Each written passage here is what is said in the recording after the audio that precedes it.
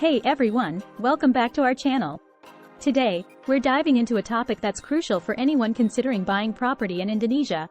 Discover the differences between freehold and leasehold when buying property in Indonesia. Learn why most foreigners choose leasehold. Understand the benefits and drawbacks of each option and make an informed decision for your real estate investment. Let's get started. Leasehold refers to a long-term lease or rental, while freehold means purchasing the property outright. Most real estate transactions conducted by foreigners in Indonesia are leasehold due to the simpler process and lower cost compared to buying property.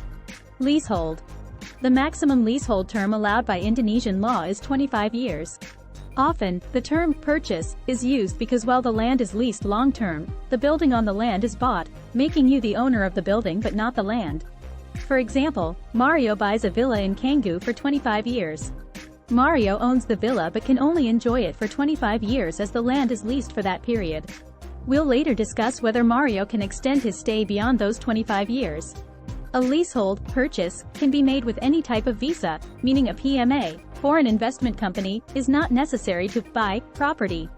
Additionally, you do not need to be in Indonesia to make the purchase. The notarial contract can be done digitally. This practice is common among foreigners since most projects are sold off-plan, meaning the property is still under construction. This option is recommended for those who do not wish to live in Indonesia permanently and only want to spend certain periods there. If you want to rent out your property later, you can do so through a villa management agency, which handles all the work. On the other hand, if your goal is to live in Indonesia and obtain an investor kitas, residency permit, or if you plan to engage in other businesses in Indonesia besides vacation rentals, you must purchase your property through a PMA and be in Indonesia to do so. The PMA can be created from abroad, but you need to be in Indonesia to open the associated bank account. What happens after the 25-year lease? Returning to Mario, once his 25-year land lease expires, the land returns to the original owner, usually a local, and only if both parties agree can Mario lease the land again at market price unless there was a prior agreement on extending the lease in the initial contract, which is unlikely. Since the villa belongs to Mario, he will need to negotiate a new lease with the landowner or remove his villa from the property. This scenario is common. Villas are sometimes stripped of valuable materials and left exposed when lease agreements end without renewal due to price increases in the land. If this information is hard to digest, rewind and review the explanation again. If you like the video, give it a thumbs up so this information can reach more people interested in real estate like you. Now let's continue with freehold. Freehold.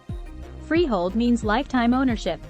Generally, foreigners cannot buy property in Indonesia, but it is possible through a PMA, which grants access to the Hak Guna Bangunan, right to build, and Hak Pakai, right to use, certificates. Both certificates initially last for 30 years, extendable by 20 years, and then renewable for another 30 years, totaling 80 years of validity. For instance, Paloma buys a freehold property. The certificates make her the owner of the property, which her family can inherit and she can sell. If Paloma or her heirs wish to keep the property after 80 years, they can transfer it to a new PMA and obtain a new Hak Guna Bangunan certificate, allowing continued ownership. We've covered the buying options in Indonesia, leasehold and freehold. The initial capital for a freehold is higher, but as a long-term investment, it might be more attractive since freehold means lifetime ownership without an expiration date. Therefore, knowing your available capital for purchasing property is crucial. As mentioned earlier, most foreigners opt for a 25-year leasehold, which is still an attractive option when you do the math. Each individual, depending on their goals and needs, will decide whether to buy property as an individual or through a company. Both options allow for long-term rental, vacation rental, or tourist rental. Are you dreaming of owning a property in Indonesia? Whether you're looking for a vacation home, a long-term residence, or a business investment, we've got you covered. Reach out to us through the link on the description and let us help you find the perfect property tailored to your needs. Thanks for watching. We hope this video has helped clarify the differences between freehold and leasehold property purchases in Indonesia. If you found this information useful, please give us a thumbs up and share it with others who might be interested. Don't forget to subscribe to our channel for more expert guidance on real estate investments and living in Indonesia.